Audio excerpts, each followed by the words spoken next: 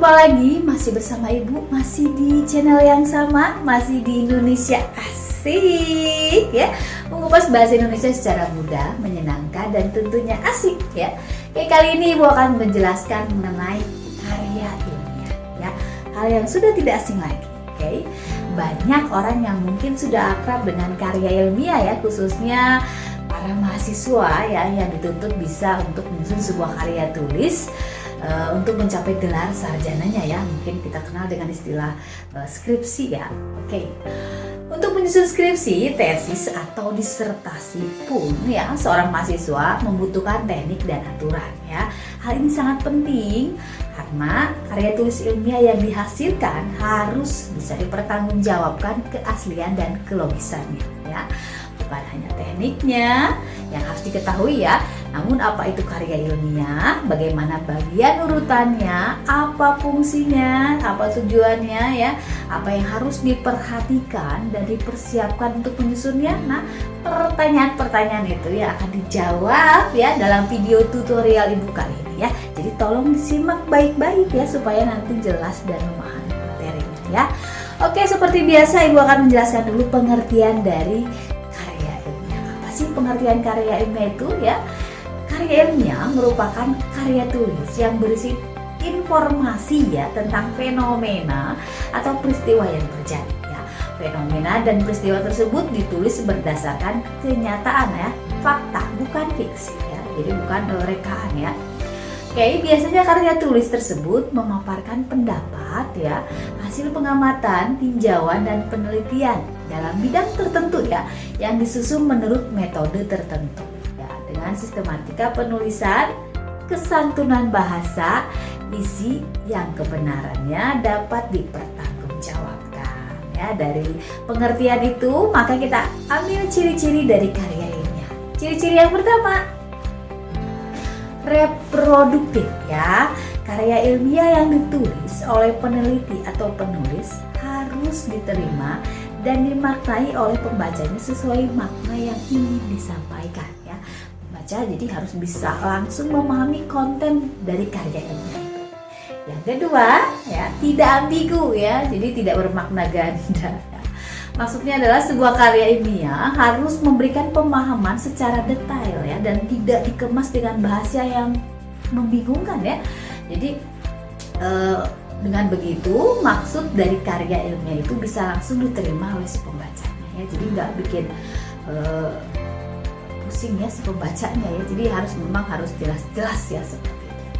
Oke, berikutnya ciri yang ketiga adalah harus objektif dan hindari kesan emotif ya. Maksudnya di sini adalah menghindari kesan emotif adalah karya tersebut dibuat jangan sampai ada dasar perasaan si penulis ya. Hal ini penting agar karya ilmiah yang dibuat dapat menjadi suatu karya yang objektif ya, bukan berpihak pada emosi si penulisnya ya. Lalu berikutnya ciri yang keempat, menggunakan bahasa yang baku dan memperhatikan cara penulisan yang tepat ya. Di sini adalah ciri yang keempat ini mengharuskan sebuah karya ilmiah untuk ditulis menggunakan bahasa yang baku dan memperhatikan cara penulisan yang tepat ya. Jadi memang harus disesuaikan dengan PUEBI ya, Pedoman Umum Ejaan Bahasa Indonesia. Oke, ciri yang kelima, menggunakan kaidah keilmuan ya. Kaidah keilmuan di sini maksudnya adalah metodologi penelitian yang harus diperhatikan oleh si penulis ya.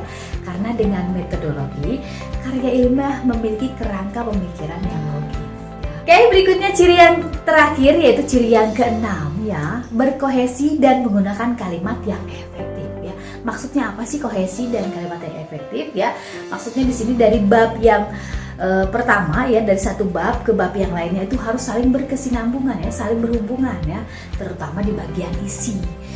Dan hal ini juga menghindari penggunaan kalimat yang tidak efektif alias bertele-tele dalam menulis sebuah karya ilmiah ya. Jadi maksudnya kalimat yang efektif adalah kalimat yang jangan bertele-tele lah, langsung to the point ya, seperti itu. Nah, dari ciri-ciri ini ya kita bisa tahu esensi dari sebuah karya ilmiah.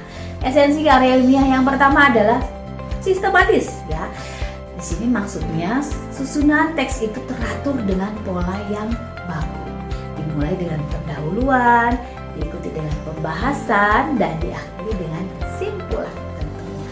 Lalu berikutnya adalah kedua, logis ya. Ini maksudnya di sini dapat dibenarkan oleh akal sehat ya, didasari oleh hubungan sebab akibat ya. Lalu yang ketiga, objektif atau impersonal ya. Maksudnya di sini adalah pernyataan-pernyataan didasarkan pandangan umum ya, tidak didasari pandangan si penulisnya ya. Lalu yang keempat, faktual. Kebenaran di dalamnya didasari kenyataan yang sesungguhnya, tidak imajinasi. Jadi bukan halu ya, bukan karangan reka-rekaan, bukan imajinasi ya, seperti itu ya. Dari ciri-ciri tersebut ya, kita bisa tahu dari tujuan penulisan sebuah karya ilmiah ya. Tujuan apa saja sih tujuan karya ilmiah ini? Tujuan tulisan karya ilmiah yang pertama adalah sebagai wahana untuk melatih ide tersurat ya, atau hasil penelitian dalam bentuk karya ilmiah yang sistematis dan metodologis ya. Lalu tujuan yang kedua, makalah ilmiah yang telah ditulis ini diharapkan bisa menjadi wahana transformasi pengetahuan antara sekolah dan masyarakat ya, atau antara kampus dengan masyarakat ya kalau untuk mahasiswa ya. Oke, berikutnya tujuan yang ketiga, menumbuhkan etos ilmiah di kalangan pelajar atau mahasiswa ya. Jadi dengan begitu kita tidak menjadi konsumen ilmu pengetahuan, tetapi juga mampu menjadi penghasil ya, atau produsen pemikiran karya tulis dalam bidang ilmu pengetahuan ya, terutama setelah menyelesaikan studinya ya. Jadi dengan begitu misalnya para mahasiswa ya, dengan penelitiannya tersebut ya bisa menghasilkan sebuah karya, dan itu bisa menyelesaikan studinya ya.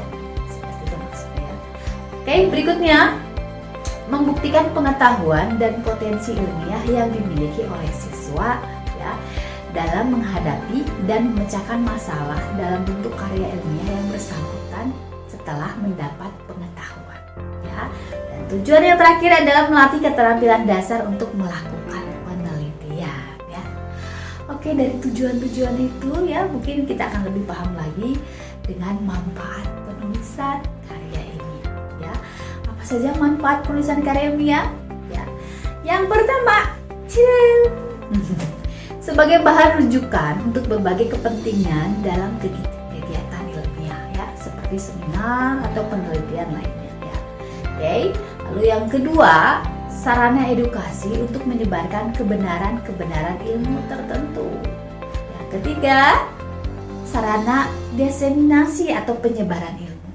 Yang keempat, melatih untuk mengembangkan keterampilan membaca yang efektif.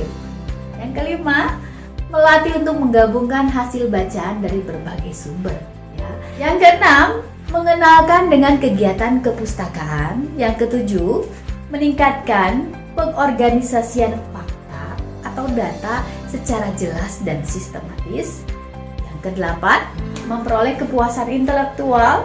Yang kesembilan, memperluas cakrawala ilmu pengetahuan ya. Seseorang ya atau kelompok masyarakat tertentu akan lebih luas ya wawasannya dan keilmuannya dengan membaca karya tulis ilmiah biasanya. Ya, lalu yang terakhir, yang ke-10, sebagai bahan acuan atau penelitian pendahuluan untuk penelitian selanjutnya. Jadi biasanya sih dengan penelitian yang pertama akan menyusul penelitian berikutnya ya. Oke, berikutnya mengenai fungsi karya ilmiah ya.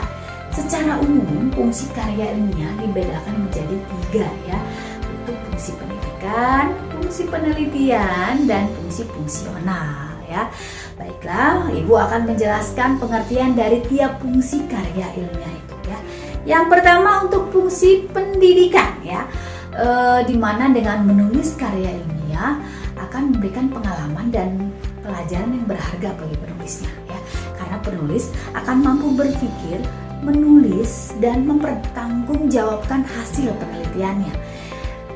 Misalnya di perguruan tinggi ya, khususnya di jenjang sarjana, mahasiswa dilatih untuk menghasilkan karya ilmiah seperti makalah, laporan praktikum, dan skripsi ya, tugas akhir ya. Oke, berikutnya untuk fungsi penelitian ya. Maksudnya di sini fungsi penelitian adalah karya ilmiah yang ditulis berguna untuk mengembangkan ilmu pengetahuan dan berguna juga bagi seorang peneliti untuk mempraktekkan prosedur ilmiahnya. Ya, di sini karya tulis ini sangat membantu seorang peneliti untuk mendapatkan data yang akurat serta rinci dari objek penelitiannya. Oke, berikutnya yang ketiga fungsi fungsional ya. Sebagai fungsi fungsional, fungsi ini maksudnya karya tulis ilmiah dapat berguna sebagai alat untuk mengembangkan pengetahuan sebagai bahan pustaka dan untuk kepentingan disiplin ilmu tertentu ya. Nah, dari 3 fungsi yang tadi sudah Ibu jelaskan sebelumnya ya, ada juga fungsi lainnya dari karya tulis ilmiah ya. Yang berikutnya yang keempat ya, untuk suatu penjelasan ya. Maksudnya karya tulis ilmiah dapat menjelaskan hal-hal yang sebelumnya belum diketahui pembaca. Misalnya seperti hal-hal yang belum jelas atau tidak pasti, sehingga menjadi jelas dan pasti kebenarannya. Lalu berikutnya di sini fungsi untuk prediksi ya. Suatu karya tulis ilmiah hasil penelitian dapat menjadi prediksi mengenai suatu hal yang belum terjadi, sehingga kejadian tersebut bisa diantisipasi atau bisa dicegah ya. Lalu berikutnya untuk kontrol ya. Karya tulis ilmiah ini berguna juga untuk melakukan kontrol terhadap benar atau tidaknya suatu pernyataan mengenai permasalahan. Oke, demikian ya materi Ibu ya. Nanti kita lanjut lagi ya di sesi berikutnya ya, di bentuk penulisan karya ilmiah. Oke, sampai jumpa lagi, sampai ketemu lagi di video berikutnya, dan tetap semangat dan tetap sehat. Bye.